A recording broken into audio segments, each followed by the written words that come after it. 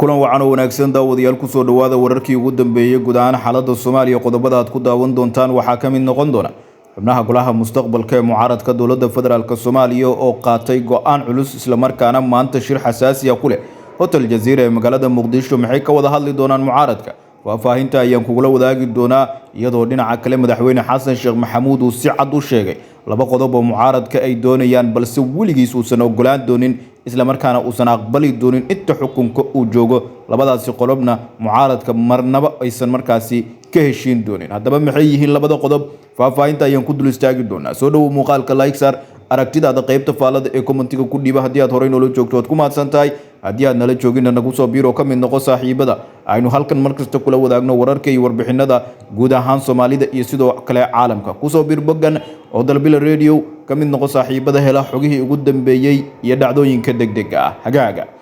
aynu ku hormarno marka hore madaxweyne Xasan Sheekh Maxamuud ayaa wareysi dheer oo bixiyay waxa uu markaasi kaga hadlay guud ahaan xaaladda siyaasadeed ee dalka isdiidooyinka isaga iyo mucaaradka xakirnaanta arrimaha dibadda weerarka markaasi lagu soo qaaday Soomaaliya oo uu sheegay in uu yahay mid dalka lagu kala goynay isla markaana difaaciisa uu diyaar u yahay maruu ka hadlayay khilaafka isaga iyo xubnaha golaha mustaqbalka waxa uu sheegay madaxweyne Xasan Sheekh Maxamuud in marnaba uusan markaasi aqbali doonin laba qodob oo mucaaradka ay wataan madaxweynaha waqtigiisa uu dhamaaday Xasan Sheekh Maxamuud ayaa sheegay in mucaaradka ay wataan laba qodob oo kala kow in dalka meeshii hore uu iska joogo isla markaana aan laga tagin doorashadii dadbanayd oo aan loo gudbin doorasho dadweyne oo qof iyo cod ah taas oo uu sheegay in mucaaradka kaliya ay daneynayaan in dalka uu ku sii jiro xaaladii cakirneed iyo doorashadii dadbanayd oo uu sheegay inay ahayd mid marnaba aan la aqbali karin Soomaalidana dhibaato weyn ay ku qabeen laakiin durba dad badan ayaa hadalka madaxweynaha waxa ay ku sifeeyeen mid uu ku doonayo inuu ku xalaaleysto doorashada lagu sheegay qof iyo codka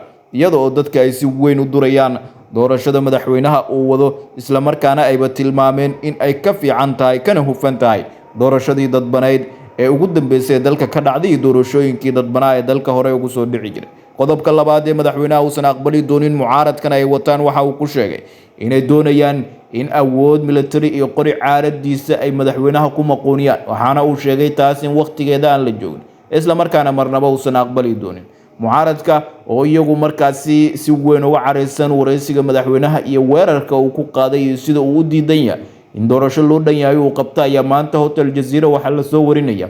inay ku yeelan doonaan shir xasaasi ah oo albaabada ay u xiran yihiin kulankan waxa gabi ahaanba banaanka ka jooga madaxweynihii sagaalaad ee Soomaaliya Maxamed Cabdullaahi Farmaajo madaxweyne Shariif Sheekh Axmed Xasan Cali Kheyre Maxamed Xuseen Rooble Cabdiraxmaan Cabdishakuur iyo xubno kale ayaa shirkan goobjooga waxaana la filayaa inay kaga wada hadlaan isla markaana jawaab ay ka soo saaraan wareysiga Xasan Sheekh Maxamuud uu ku weeraray xubnaha golaha mustaqbalka ayaa la filayaa inay ka hadlaan nooca doorasho ay doonayaan maanta ayna soo bandhigaan sidoo kale waxa la sheegayaa in xubnaha ay doonayaan in dalka ay ka dhacdo doorasho qof iyo cod laakiin marnaba aysan aqbali doonin guddi doorasho oo hal dhinaca inta ka horeysana waxa ay sheegeen inay marnaba aqbali doonin sidoo kale in dal aan lahayn maxkamad sare oo dastuuriya in doorasho qof iyo cod markaasi ay ka dhacdo waxay sheegeen inay diyaar u yihiin ka qaybgalka doorasho dhexdhexaad ah oo hufan cadaaladna ku dhisan guddiga doorashadana uu yahay mid ay u siman yihiin dhinacyada